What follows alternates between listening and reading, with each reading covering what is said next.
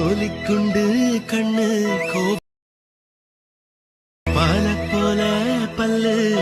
Welcome friends. இப்போ நம்ம ஸ்க்ரீனில் பார்த்துருக்கிற மாதிரியான ஒரு லிரிக்ஸ் வீடியோவை சப்ஸ்கிரைபர் ஒருத்தர் கேட்டிருந்தாரு. ஸோ அதனால் இந்த வீடியோ வந்து நான் க்ரியேட் பண்ணியிருக்கேன். ஸோ இந்த வீடியோ க்ரியேட் பண்ணுற அந்த டெம்ப்ளேட்டை க்ரியேட் பண்ணவே எனக்கு 2 hours ஆயிடுச்சு.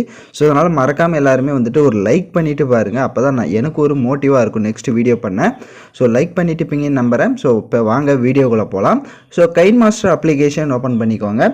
கிரியேட் நியூ ஆப்ஷனை செலக்ட் பண்ணுங்கள். மேலே இம்போர்ட் அப்படின்னு ஒரு ஆப்ஷன் இருக்கும், அதை கிளிக் பண்ணுங்கள். ஸோ மொபைல் டேட்டாவை ஆன் பண்ணிக்கோங்க. அப்போ தான் ப்ரீசெட் வந்து ஒர்க் ஆகும். ஸோ அதனால் மொபைல் டேட்டாவை ஆன் பண்ணிக்கோங்க. இப்போ இந்த மெட்டீரியல், இந்த வீடியோக்கான மெட்டீரியல் எல்லாமே நம்ம டெலிகிராம் குரூப்பில் கொடுத்துருக்கேன். இப்போ ஸ்க்ரீனில் ஷோ ஆகிற மாதிரி டெலிகிராம் குரூப்பில் சர்ச் பண்ணிங்கன்னா இந்த வீடியோக்கான மெட்டீரியல் வரும், நீங்கள் யூஸ் பண்ணிக்கோங்க. நெக்ஸ்ட்டு ப்ரீசெட்டை செலக்ட் பண்ணுங்கள். மொபைல் டேட்டா ஆன் பண்ணுங்கள், அப்போ தான் எஃபெக்ட் டவுன்லோட் ஆகும். ஸோ ப்ரீசெட்டை செலக்ட் பண்ணிட்டீங்க அப்படின்னா உங்களுக்கு கைன்மாஸ்டரில் ப்ராஜெக்ட் வந்து இம்போர்ட் ஆகும். ஸோ இதில் நான் சொல்கிற ஸ்டெப்பை A to Z கரெக்டாக ஃபாலோ பண்ணிக்கோங்க. ஏன் அப்படின்னா இதில் கொஞ்சம் மிஸ்டேக் பண்ணிட்டீங்க அப்படின்னாலும் இப்போ உங்களுக்கு ஸ்க்ரீனில் பார்த்தீங்கன்னா தெரியும், எக்ஸாம்பிளுக்கு பார்த்தீங்கன்னா உங்களுக்கு தெரிஞ்சிருக்கும்.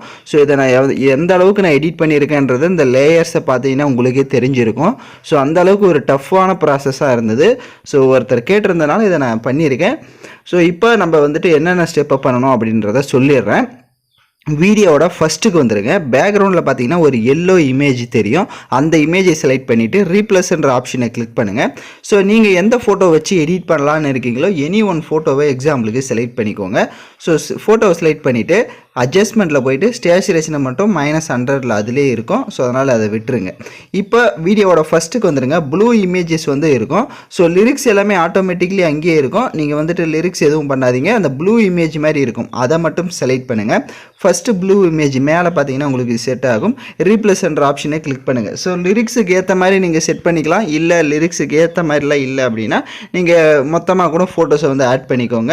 நான் வந்துட்டு இப்போ ஃபஸ்ட் லைன் பார்த்தீங்கன்னா லிரிக்ஸ் வந்துட்டு கோலி குண்டு கண்ணு அப்படின்னு வரும். ஸோ அதனால் அந்த கண்ணுக்கு ஏற்ற மாதிரியான ஒரு ஃபோட்டோஸை நான் எக்ஸாம்பிளுக்கு செலக்ட் பண்ணிக்கிறேன். இப்போ ஃபோட்டோவை செலக்ட் பண்ணிவிட்டு உங்களுக்கு இந்த மாதிரி தான் வந்து இருக்கும். இப்போ கிராப்பிங் ஆப்ஷனுக்கு போங்க. கரெக்டாக உங்களோட ஃபேஸ் வந்து தெரியுதா அப்படின்றத இப்போ நான் எப்படி அட்ஜஸ்ட்மெண்ட் பண்ணுறேனோ அந்த கிராப்பிங் ஆப்ஷன்லேயே அட்ஜஸ்ட்மெண்ட் பண்ணிக்கோங்க.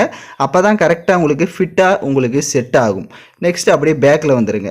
நெக்ஸ்ட்டு மறுபடியும் இன்னொரு இமேஜ் இருக்கும், சென்டரில் ஒரு இமேஜ், அதையும் ரீப்ளேஸ்ன்ற ஆப்ஷனை கிளிக் பண்ணிவிட்டு கோலி குண்டு கண்ணு, அந்த கண்ணுன்றதுக்கு மட்டும் அந்த சென்டரில் இந்த மாதிரி செட் பண்ணணும்.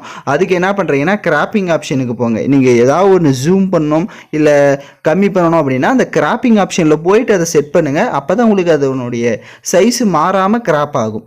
நெக்ஸ்ட் இந்த மாதிரி கிராப்பிங் ஆப்ஷன் வந்துட்டு நான் கண்ணை மட்டும் ஜூம் பண்ணிக்கிறேன். ஏன்னா கோலி குண்டு கண்ணு அப்படின்றதுனால அந்த லைனுக்கு ஏற்ற மாதிரி நான் கரெக்டாக வந்து செட் பண்ணிக்கிறேன். ஸோ இப்போ பேக்கில் வந்துடுங்க.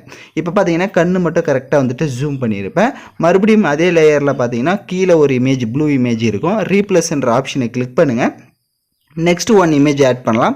ஸோ அதே மாதிரி நெக்ஸ்ட்டு அதே இமேஜ் மேலே நீங்கள் என்ன இமேஜ் ஆட் பண்ணிங்களோ அந்த இமேஜை கீழே செட் பண்ணிக்கோங்க, ஒன்றும் பிரச்சனை இல்லை.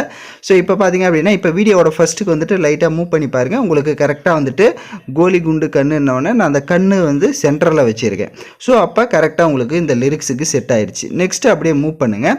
இப்போ கோவப்பல உதடுன்னு இருக்கும். ஸோ இப்போ உதடுக்கு ஏற்ற மாதிரி வந்து நம்ம செட் பண்ணணும். இப்போ அதே மாதிரி அந்த ப்ளூ இமேஜை ஒன்று ஒன்றா செலக்ட் பண்ணுங்கள். ஸோ மறுபடியும் ரீப்ளேஸ்ன்ற ஆப்ஷனை கிளிக் பண்ணுங்கள். ஸோ உதடுன்றதுனால நான் உதடை வச்சு அதை எது மென்ஷன் பண்ணிக்கிறேன். ஸோ இப்போ நான் ஃபோட்டோ ஒன்று செலக்ட் பண்ணியிருக்கேன். ஸோ இப்போ சென்டரில் இருக்குது அப்படின்னா நீங்கள் சென்டரில் எப்பயுமே வந்துட்டு அந்த நம்ம எதை மென்ஷன் பண்ணுறோமோ இப்போ உதடு கால் கை அப்படின்றது எல்லாமே வந்துட்டு சென்டரில் இருக்க இமேஜை மட்டும் அந்த மாதிரி ஜூம் பண்ணிக்கோங்க. கிராப்பிங் ஆப்ஷனில் போயிட்டு அதை வந்து அந்த வாயை மட்டும் நான் இப்போ வந்துட்டு இந்த உதடுன்றனால அதை மட்டும் நான் ஜூம் பண்ணி இந்த மாதிரி செட் பண்ணிக்கிறேன். இப்போ நெக்ஸ்ட் இமேஜை செலக்ட் பண்ணுங்கள். அந்த மேலேயும் கீழேயும் வந்துட்டு கொஞ்சம் ஃபேஸ் தெரிகிற மாதிரி இருக்கணும். சென்டரில் மட்டும் நம்ம எதை மென்ஷன் பண்ணுறோமோ அது வந்து ஷோ ஆனால் போதும். இப்போ பார்த்தீங்கன்னா உங்களுக்கு தெரிஞ்சிருக்கும். கிராப்பிங் ஆப்ஷனில் போயிட்டு கரெக்டாக ஃபேஸ் தெரிகிற மாதிரி இந்த மாதிரி கிராப் பண்ணிவிடுங்க. அதே மாதிரி தான் கீழே இருக்க இமேஜையுமே வந்துட்டு அந்த ரீப்ளேஸ்ன்ற ஆப்ஷனை கிளிக் பண்ணுங்கள். கிளிக் பண்ணிவிட்டு கரெக்டாக வந்துட்டு மறுபடியும் அதே இமேஜை நம்ம செலக்ட் பண்ணிக்கலாம். இப்போ செலக்ட் பண்ணிவிட்டு ஃபேஸ் தெரிகிற மாதிரி வந்துட்டு அதில் செலக்ட் பண்ணிக்கோங்க. ஸோ இப்போ லைட்டாக மூவ் பண்ணிங்க அப்படின்னா இப்போ அதுக்கு கரெக்டாக வந்துட்டு லைனுக்கு ஏற்ற மாதிரி நான் செட் பண்ணிட்டேன். இப்போ அடுத்த லைன் அப்படியே பார்த்தீங்க அப்படின்னா பாலை போல் பல்லு அப்படின்னு இருக்கும். ஸோ பல்லை வந்துட்டு லைட்டாக அந்த இடத்துல வந்து ஸ்மைலில் இருக்கிற மாதிரி சென்டரில் இருக்க இமேஜ் இப்போ எப்படி நான் ஃபஸ்ட்டு 2 இமேஜில் வந்துட்டு அந்த லிரிக்ஸுக்கு ஏற்ற மாதிரி வந்துட்டு செட் பண்ணணும். நீங்களும் கரெக்டாக வந்துட்டு அந்த லிரிக்ஸுக்கு ஏற்ற மாதிரி ஒவ்வொரு இதையிலையும் செட் பண்ணிக்கோங்க. லிரிக்ஸ் எல்லாமே எல்லாமே ஆட் பண்ணி கொடுத்துருப்பேன். ஜஸ்ட்டு நீங்கள் ஃபோட்டோவை மட்டும் ரீப்ளேஸ் பண்ணி செட் பண்ணால் போதும். இந்த இப்போ பார்த்தீங்கன்னா உங்களுக்கு தெரிஞ்சிருக்கும். ஸோ இந்த கடைசியில் பார்த்தீங்க அப்படின்னா உங்களுக்கு இந்த மாதிரி தான் வந்து ஷோ ஆகும். ஸோ இந்த ஃபஸ்ட்டு இந்த லைனுக்கு ஏற்ற மாதிரி இந்த 3 ஃபோட்டோஸ் இருக்கிற இடத்துல எல்லாமே செட் பண்ணிட்டீங்க அப்படின்னா நெக்ஸ்ட் உங்களுக்கு இந்த மாதிரி வந்து சிம்பிளாக வந்துட்டு ஃபோட்டோவை ரீப்ளேஸ் பண்ணுற மாதிரி இருக்கும். ஸோ அந்த இடத்துல நீங்கள் ஜஸ்ட்டு ரீப்ளேஸ்ன்ற ஆப்ஷனை கிளிக் பண்ணி அந்த ப்ளூ இமேஜை செலக்ட் பண்ணிவிட்டு எந்த இமேஜை ஆட் பண்ணலான்னு நினைக்கிறீங்களோ அந்த இமேஜ் இந்த மாதிரி செலக்ட் பண்ணிக்கோங்க. இதில் பேன் அண்ட் ஜூம் ஆப்ஷனை கிளிக் பண்ணிவிட்டு வேணும் அப்படின்னா ஜூம் பண்ணுறதா இருந்தால் உங்கள் இமேஜை வந்து ஜூம் பண்ணிக்கோங்க. அட்ஜஸ்ட்மெண்ட்டில் போயிட்டு பிரைட்னஸ் இதெல்லாம் தேவை அப்படின்னா உங்கள் ஃபோட்டோஸ்க்கு கரெக்டாக வந்துட்டு நீங்கள் அலைட்மெண்ட் பண்ணிக்கோங்க. அது உங்களோட சாய்ஸ் தான்.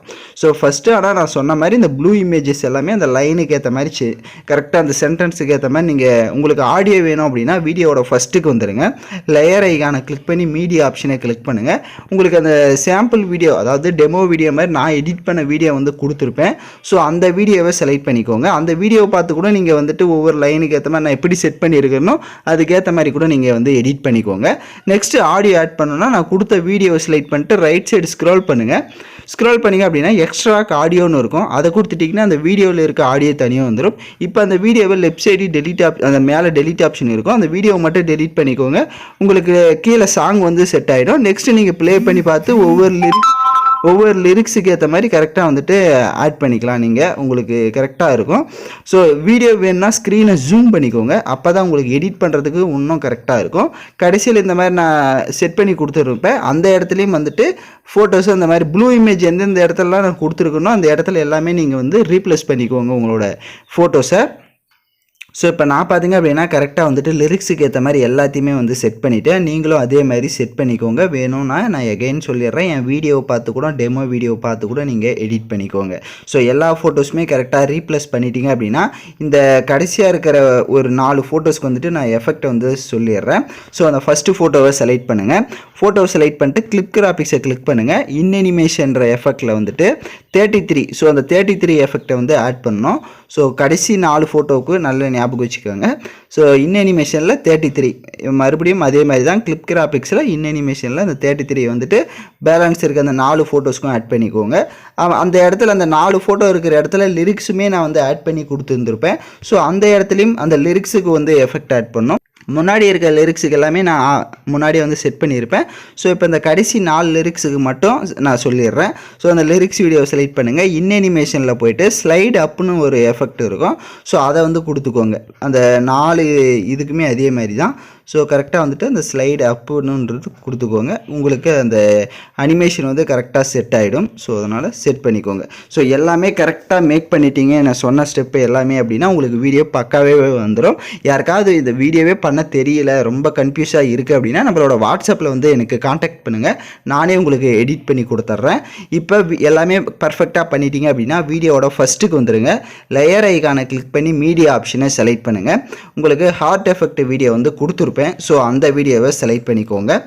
அந்த வீடியோவை செலக்ட் பண்ணிவிட்டு இதை ஆட் பண்ணுறதா இருந்தால் ஆட் பண்ணிக்கலாம், இல்லை அப்படின்னா விட்டுறதா இருந்தாலும் விட்டுறலாம், பிரச்சனை இல்லை.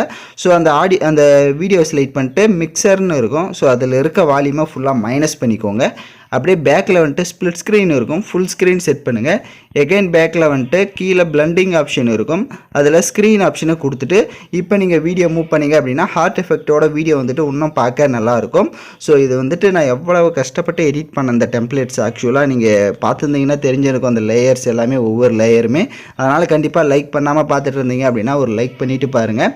ஸோ அவ்வளோதான், வீடியோ வந்து பர்ஃபெக்டாக மேக் பண்ணியாச்சு. நீங்கள் ஜஸ்ட்டு ஃபோட்டோவை மட்டும் ரீப்ளேஸ் பண்ணால் போதும். ஏதாவது டவுட்ஸ் இருந்தால் கூட ரிவைண்ட் பண்ணி பார்த்து எடிட் பண்ணுங்கள். இப்போ எக்ஸ்போர்ட் ஆப்ஷனை கிளிக் பண்ணி நீங்கள் தேவையான குவாலிட்டியில் வீடியோவை சேவ் பண்ணிக்கோங்க. ஸோ ஓகே ஃப்ரெண்ட்ஸ், யாரெல்லாம் கரெக்டாக எடிட் பண்ணீங்களோ கமெண்ட் பண்ணுங்கள். ஸோ தேங்க்யூ ஃபார் வாட்சிங் திஸ் வீடியோ.